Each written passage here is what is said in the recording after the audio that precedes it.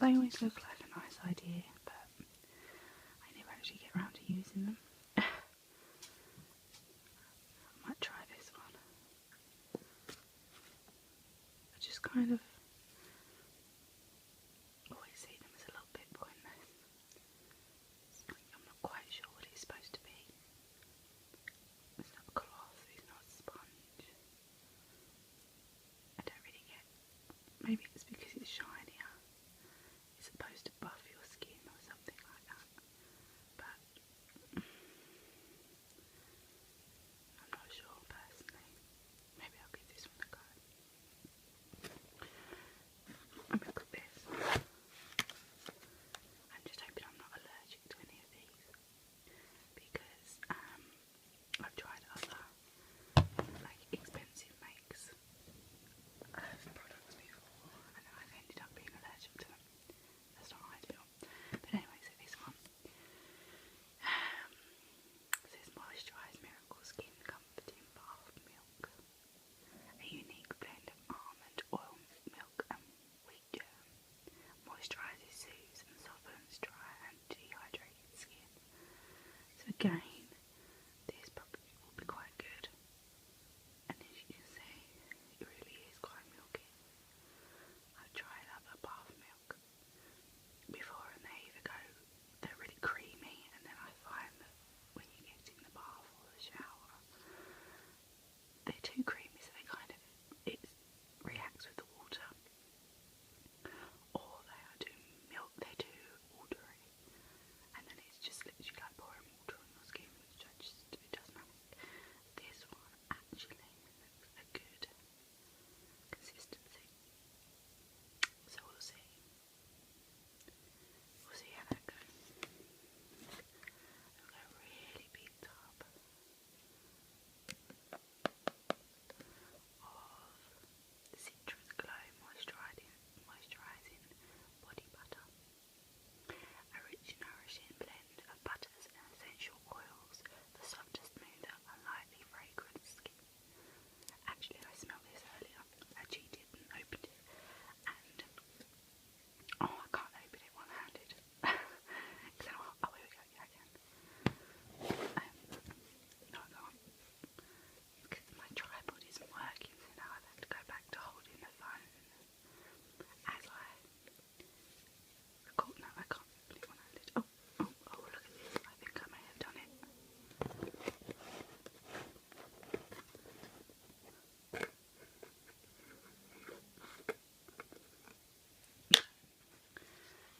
It's really thick.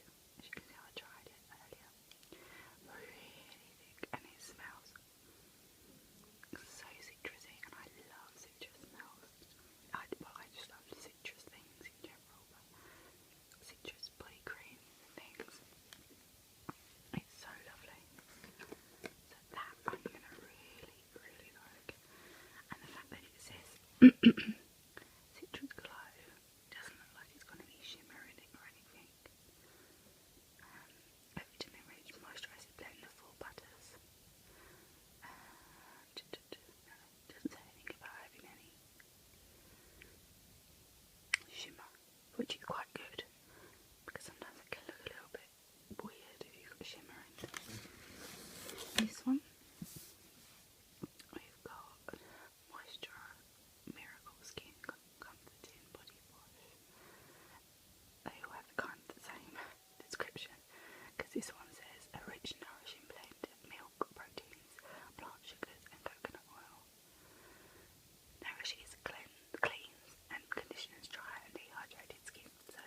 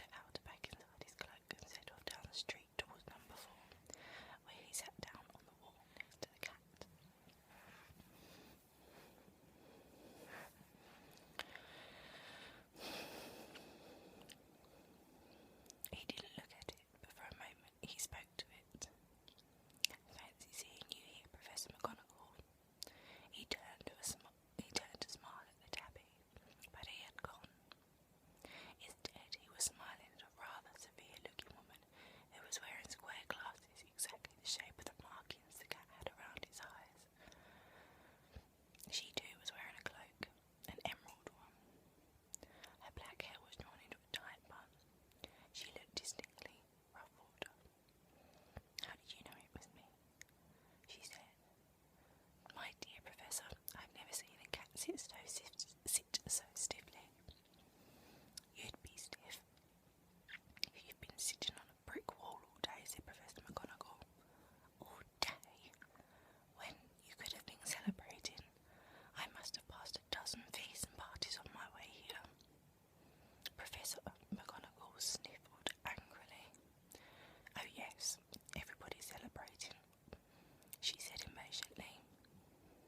You'd think they'd be a little bit more careful, but no. Even the Muggles have noticed something's going on. It was on their news. She jerked her head back at the Dursleys' dark living room window. I heard it. Flocks of owls, shooting stars. Well, they're not completely stupid. They were bound to notice something. Shooting stars down in Kent. I'll bet that was Diddler's Diggle. He never had much sense. You can't blame them, said Dumbledore gently. We've had precious little to celebrate for 11 years. I know that, said Professor McGonagall irritably, but there's no reason to lose our heads. People are being downright careless, out on the streets in broad daylight, not even dressed in Muggle clothes, swapping rumours. She threw a sharp sideways glance at Dumbledore, as though hoping he was going to tell her something. But he didn't. So she went on. A fine thing it would be if on the very day you-know-who seems to have disappeared at last, the Muggles find out about us. I suppose he really has gone, Dumbledore. He certainly has. It seems so, said Dumbledore. We have much to be thankful for. Would you care for a sherbet lemon? A what? A sherbet lemon. They're a kind of Muggle sweet I'm rather fond of. No, thank you, said Professor McGonagall, coldly, as though she didn't think this was the moment for sherbet lemons. As I say, even if you-know-who had gone. My dear Professor, surely a sensible person like yourself can call him by his name. All of this you-know-who nonsense. For 11 years I have been trying to persuade people to call him by his proper name, Voldemort. Professor McGonagall flinched, but Dumbledore, who was unsticking 2 sherbet lemons, seemed not to notice. It all gets so confusing if we keep saying you-know-who. I have never seen any reason to be frightened of saying I have never seen any reason to be frightened of saying Voldemort's name. I know you haven't, said Professor McGonagall, sounding half admiring. But you're different. Everyone knows you're the only one you-know-who. Oh, all right, Voldemort was frightened of. You flatter me, said Dumbledore calmly. Voldemort had powers I will never have, only because you're too, noble to use them. It's lucky it's dark. I haven't blushed so much since Madame Pomfrey told me she liked my new earmuffs. Professor McGonagall shot a sharp look at Dumbledore and said, The owls are nothing to the rumours that are flying around. You know what everyone's saying about why he's disappeared, and about what finally stopped him. It seemed that Professor McGonagall had reached the point she was most anxious to discuss. The real reason she had been waiting on a cold, hard wall all day, for neither as a cat nor as a woman had she fixed Dumbledore with such a piercing stare as she did now. It was plain that whatever everyone was saying, she was not going to believe it until Dumbledore told her it was true. Dumbledore, however, was choosing another sherbet lemon and did not answer. What they're saying, she pressed on, is that last night Voldemort turned up at Godric's Hollow. He went to Sifton to find the Potters. The rumour is that Lily and James Potter that they're dead.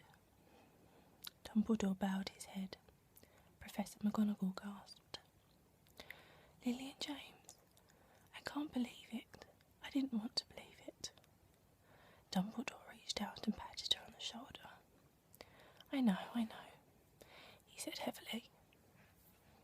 Professor McGonagall's voice trembled as she went on. That's not all. They're saying he tried to kill the Potter's son, Harry, but he couldn't. He couldn't kill that little boy. No one knows why or how, but they're saying when he couldn't kill Harry Potter, Voldemort's power somehow broke, and that's why he's gone. Dumbledore nodded glumly. It's true. Professor McGonagall. It's true, faltered Professor McGonagall. After all he's done, all the people he's killed, he couldn't kill a little boy. It's just astounding. Of all the things to have stopped him, but how in the name of heaven did Harry survive? We can only guess, said Dumbledore. We may never know. Professor McGonagall poured out a lace handkerchief and dabbed at her eyes briefly. Dumbledore gave her a great sniff as he took a golden watch from his pocket and examined it. It was a very odd watch. It had 12 hands, but no numbers. Instead, little planets were moving around the edge. It must have made sense to Dumbledore, though, because he put it back in his pocket and said, Hagrid's late. I suppose it was he who told you I'd be here, by the way. Yes, said Professor McGonagall, and I don't suppose you're going to tell me why you're here, of all places. I've come to bring Harry to his aunt and uncle. They're the only family he has left. You can't mean the people who live here, cried Professor McGonagall, jumping to her feet and pointed at number 4. Dumbledore, you can't. I've been watching them all day. You couldn't find 2 people who are less like us, and they've got this son. I saw him kicking his mother all the way up the street, screaming for sweets. Harry Potter, come and live here. It's the best place for him, said Dumbledore firmly. His aunt and uncle will be able to explain to him everything when he's older. I've written them a letter. A letter, repeated Professor McGonagall faintly, sitting back down on the water. Really, Dumbledore? You think you can explain all this in a letter? These people will never understand him. He'll be famous, a legend. I wouldn't be surprised if today will be known as Harry Potter Day in the future. There will be books written about Harry. Every child in our world will know his name. Exactly, said Dumbledore, looking very seriously over the top of these half-moon glasses.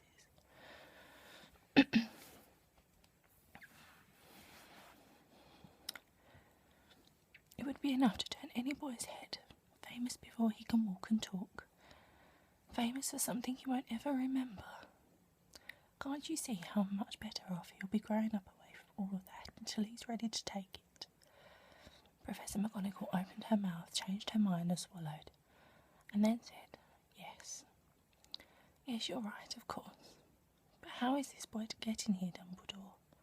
She eyed his cloak suddenly as though she thought he might be hiding Harry underneath. Hagrid's bringing him. You think it wise to trust Hagrid with something as important as this? I would trust Hagrid with my life, said Dumbledore. I'm not saying his heart isn't in the right place, said Professor McGonagall, but you can't pretend he's not careless. He does tend to... What was that? A low rumbling sound had broken the silence around them. It grew steadily louder as they looked up and down the street for some sign of a headlight. It swelled to a roar as they both looked up at the sky, and a huge motorbike fell out of the air, landing on the road in front of them.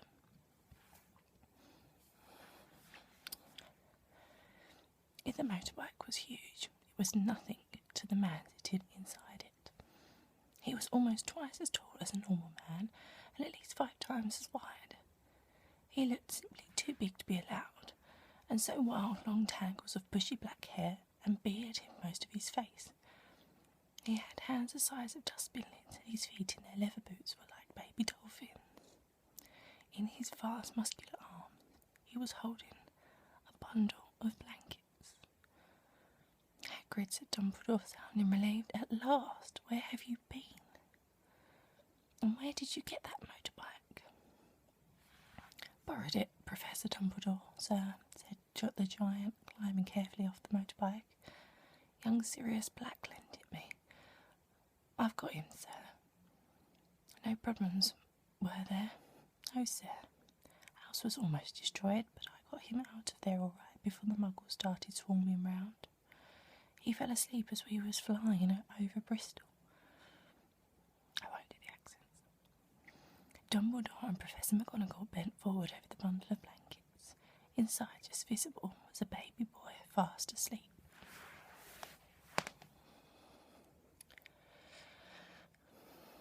Under a tuft of jet black hair over his forehead, they could see a curious-shaped cut, like a bolt of lightning.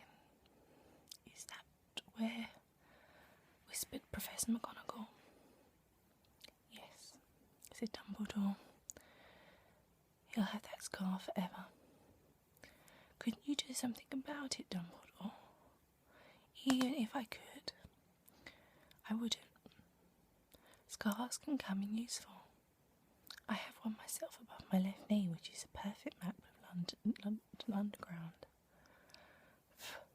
I'll give him here, Hagrid. We'd better get this over and done with. Dumbledore took Harry in his arms and turned towards the Dursleys' house. Could I say goodbye to him, sir? Asked Hagrid. He bent his great shaggy head over Harry and gave him what must have been a very scratchy, whiskery kiss. Then suddenly Hagrid let out a howl like a wounded dog. Shh, hissed Professor McGonagall. You'll wake the muggles. Sorry, sobbed Hagrid, taking out a large spotted handkerchief and burying his face in it. But I can't stand it. Lily and Jane's dead, and poor little Harry off to live with the muggles.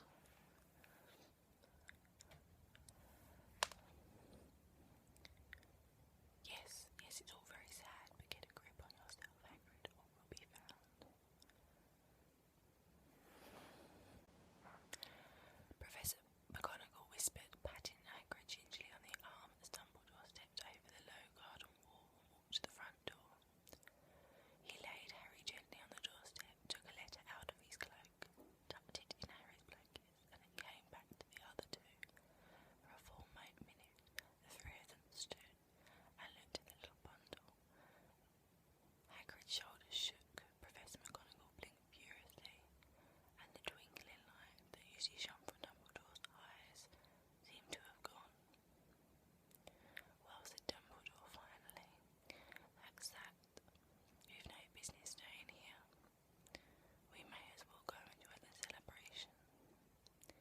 Yeah, said Hagrid in a very muffled voice.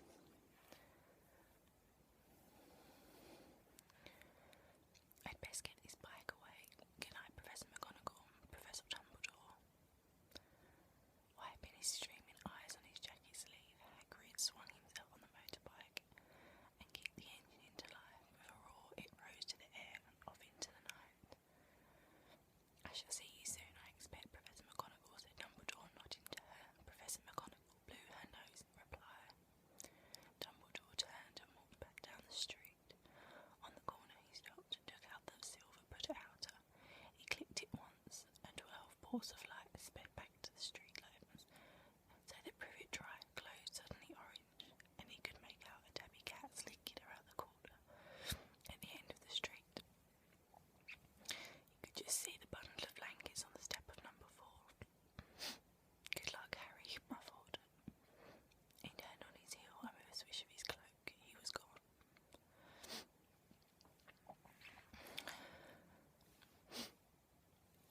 A breeze ruffled